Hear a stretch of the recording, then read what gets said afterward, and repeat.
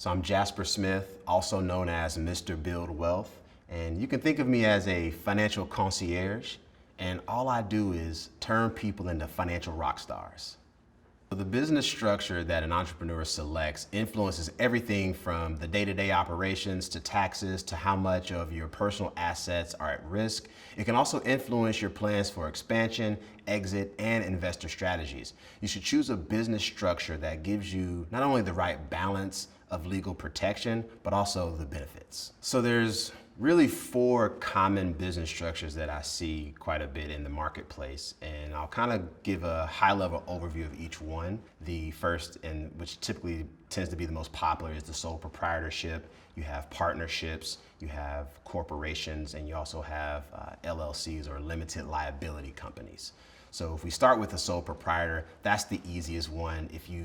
Let's say you're a business owner who is, I'm just starting out, it's kind of a low risk business, I want to test things out. It might make sense for you to consider being a sole proprietor, because then you're able to make all the key decisions as it relates to the business. The drawback is the business assets, the business liabilities are not separate from your personal assets and personal liabilities.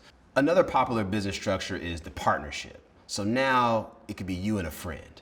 Now, there are 2 primary types of partnerships. There's a limited partnership and a limited liability partnership. With the limited partnership, which is sometimes called an LP, you have what's called a general partner. So the general partner has unlimited liability in the business. They also have the responsibility, or maybe a lot more control than the other partner, and they're also responsible for paying the self-employment taxes. The other partner, they're going to be the limited partner, and they have limited liability in the actual business itself, and they also don't have as much control as the general partner. The LLP might make more sense for somebody who says, hey, all of the partners coming to the table are bringing the same level of expertise, the same level of commitment, and also financial backing.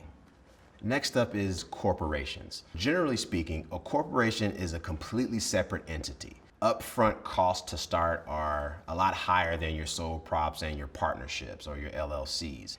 And a corporation needs to keep really good records at all times. And there are really 2 primary types. There are s-corps and c-corps. The c-corp has that potential for double taxation. The s-corp doesn't have that same drawback. Now, an s-corp, it can only have 100 shareholders, and all of the shareholders have to be US citizens. So the C-corp doesn't have those same parameters.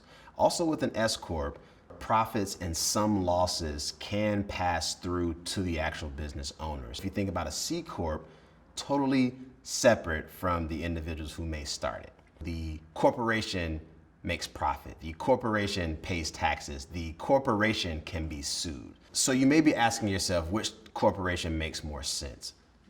Typically, you'll see people start out as an S-corp because they may not foresee themselves growing exponentially or going public at some point. But for a C-corp, this is the company that knows they want to go public and they want to sell this thing off. So you got to think about the growth outlook or growth perspectives with your business, and that'll help you to determine which corporation makes the most sense for you. The final category is an LLC, or a limited liability company. So an LLC gives you some benefits of a corporation, but also the partnership. The profits and losses also pass through to the actual owners of the company. LLCs are taxed differently from corporations. If the business is actually sued, the owner's personal assets are protected.